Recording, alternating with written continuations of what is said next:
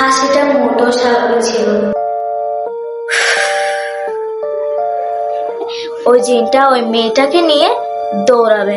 ওই জিনটা বলেছিল যে কেউ ওকে বাঁচিয়ে রাখবে না, সবাইকে ও মেরে ফেলবে ওই বোতলটা থেকে বের হতে পারলে। হে কিউটিস, আসসালামু আলাইকুম, ইটস লিজা। কেমন আছো তোমরা সবাই? সো আজকে তোমাদের সাথে শেয়ার করবো একটা রিয়েল হরর স্টোরি। ইয়েস, এটা খুবই ভয়ঙ্কর আর রিয়েল একটা ঘটনা, যেটা তোমাদের সবার শোনা উচিত এবং জানা উচিত। আর হ্যাঁ, এটা আমার নিজের রিলেটিভদের, আমার রক্তের মানুষদের সাথে হয়েছে। সো কি হয়েছে জানতে চাইলে ডোন্ট স্কিপ দিস ভিডিও। ঘটনাটা হচ্ছে, একটা মেয়ে, ওনার নতুন নতুন বিয়ে হয়। আর নতুন নতুন বিয়ে হওয়ার পর উনি ওনার শ্বশুর বাড়িতে যায়। শ্বশুর বাড়ি থেকে যখন উনি ওনার হাজবেন্ডকে নিয়ে ওনার নিজের বাপের বাড়িতে যায়, তো যাওয়ার সময়, যেহেতু ঘটনাটা গ্রামে হয়, খুলনা বাগেরহাটে হয় এই ঘটনাটা। আমরা তো সবাই জানি যে আগে তেমন আধুনিক ছিল না কোনো কিছু, এত ডিজিটাল লাইট ব্লা ব্লা এত কিছু ছিল না। এ ছিল মোমবাতি বা এমনি গ্যাস লাইট, এইসবই, এর বেশি কিছুই ছিল না। আর গ্রামের বাড়ির রাতে মানেই হচ্ছে যে অনেক অন্ধকার। সো ওই মেয়েটা আর ওর হাজবেন্ডটা খুশি খুশি সে নিজের বাপের বাড়ি যাওয়ার জন্য রেডি হয়। রেডি হয়ে যখন ওনারা বের হয়, প্রায় সন্ধ্যা পার হয়ে রাত হয়ে গেছে। আর রাত হওয়ার পর ওখানে একটা নদী পার করতে হয়। আর নদীটা পার করতে হলে অবশ্যই নৌকা তো লাগবে। সো ওনারা একটা নৌকাতে উঠে যখন নামবে, আর রিপিট, যখন ওনারা নামবে তখন ওই মেয়েটা উচুট খেয়ে পড়ে যায়। আর তখনই ওনার গায়ে কিছু একটা ঢুকে পড়ে। ইটস আ প্যারানর্মাল অ্যাক্টিভিটিস, বা তোমরা যা বলতে পারো, প্যারানর্মাল জিনিস একটা ওনার গায়ের মধ্যে ঢুকে। মানে আমরা যেটাকে বলি বাংলা ভাষায় আসর, রাইট? সো ওটা ওনার মধ্যে ঢুকে, ওনার গায়ে আসর লাগে। এখন যখন ওনারা হাঁটছিল, ওনারা হাজব্যান্ড ওয়াইফ যখন হাঁটছিল, হাজব্যান্ড হাঁটতে থাকে। আর যখনই পিছনে ফিরে তখনই দেখে যে ওই মহিলাটা, ওই মেয়েটা অনেক পিছনে আস্তে আস্তে হাঁটছে। এটা দেখে উনি আবার পিছনে যায়, ওই মেয়েটাকে আবার ডেকে এনে আবার ওনার সাথে সাথে হাঁটে, আবার পিছনে ফিরে দেখে যে ওই মেয়েটা আবারও পিছনে। তা এমন করতে করতে ওনারা মেয়েটার বাপের বাড়ি চলে আসে। বাপের বাড়ি চলে আসার পর দেন ওনার সব ভাই বোন আর মা বাপ ফ্যামিলি সবাই মিলে আড্ডাতে বসে, বা আড্ডা বলতে গল্প গুজব করতে বসে। আর হ্যাঁ, ওই মেয়েটা ছিল শাই গার্ল, মানে ওই মেয়েটা হচ্ছে যে খুবই লজ্জা পায়, উনি হচ্ছে লাজুক একটা মেয়ে। বাট যখন ওনারা ফ্যামিলিরা সবাই গল্প গুজব করছিল, তখন কেউ একজন হয়তো একটা হাসি ঠাট্টার কথা বলে, এতে সবাই নর্মাল ভাবে হাসলো। ওই মেয়েটা খুবই জোরে জোরে হাসে।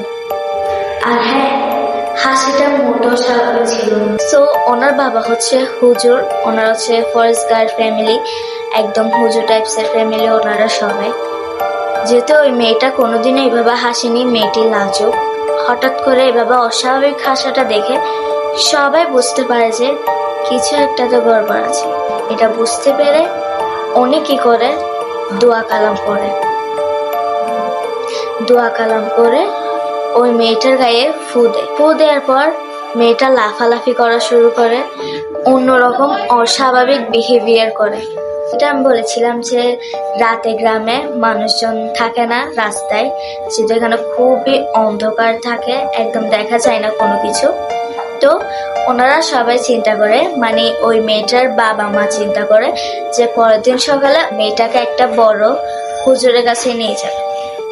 যেভাবে সে কাজ, পরের দিন একজন হুজুরকে ডাক। হুজুরটা যখন আসার পর হুজুরটা বলে যে ওনাকে ধরে রাখতে হবে কেউ থেকে বা সবার থেকে, ওনার আশেপাশে থাকতে হবে, কারণ ওই জিনটা ওনাকে নিয়ে, মানে যে মেয়েটার গায়ে জিনটা ঢুকেছে, ওই জিনটা ওই মেয়েটাকে নিয়ে দৌড়াবে, একটা ঝাড়া হাতে নিয়ে দৌড়াবে।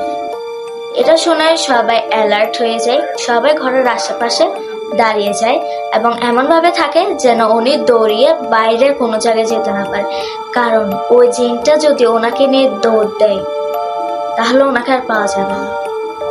তো সবাই এভাবে অ্যালার্ট হয়। আর হ্যাঁ, এটা কিন্তু হুজুরের কথা ছিল না, হুজুরের সাথে ওই জিনটাও বলছিল, মানে ওই জিনটার কথা ছিল।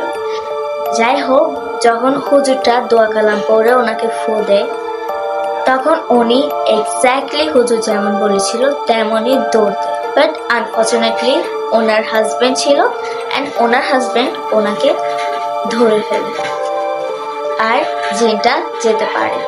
যখন এমনটা হয় তখন ওনাকে সে আবার বসানো হয় এবং হুজুরটা ওই জিনটাকে একটা বোতলের ভিতর ঢুকিয়ে ফেলে।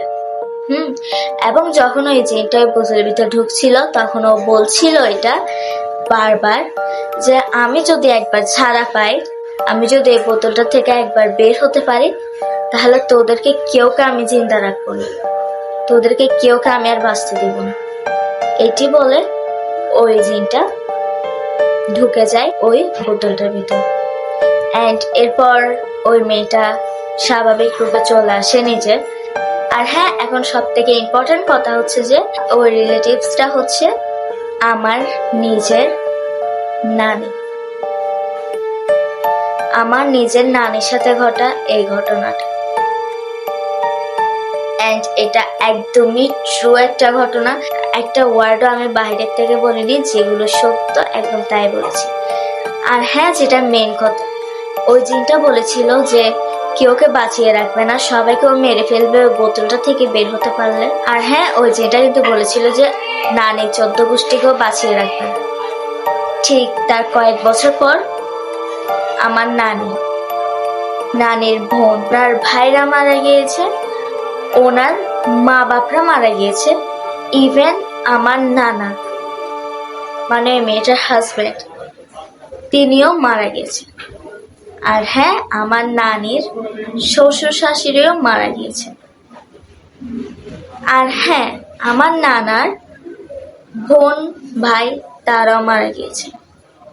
আর হ্যাঁ, আমাদের নানু বাড়িটা এখন পুরো একটা ভুতুরে ঘরের মতো হয়ে গিয়েছে, তোমরা তো দেখেছো অবশ্যই। আমার নানারা হচ্ছে 3 ভাই, সেখান থেকে যে ছোট উনি মারা গিয়েছেন, আমার নানা মেজো উনি মারা গেছেন, আর বাকি আছে একজন, যদিও ওনার ঘরটা একটু ভুতুরে টাইপসের হয়ে গেছে, আর বাকি 2 জনের ঘর তো পুরোই ভুতুরে হয়ে গেছে। যদি তোমরা বলো তাহলে আমি ওনাদের ঘরগুলো দেখাতে পারি, যদি তোমরা রিকোয়েস্ট করো তাহলেই। আর হ্যাঁ, একটা ঘর তো ভেঙে চুরে নাইও, আর এটার অবস্থা একদমই খারাপ, এখানে কেউ থাকতেই পারবে না মোটেও। সো এই ছিল আমার আজকে রিয়েল হরর স্টোরি। এমন আরো রিয়েল হরর স্টোরি জানতে চাইলে অবশ্যই সাবস্ক্রাইব করতে হবে লিজাস লিটল ওয়ার্ল্ড, আর আমার পাশেই থাকতে হবে। সো ভালো লাগলে do like, comment, share and subscribe for more videos. আল্লাহ হাফেজ।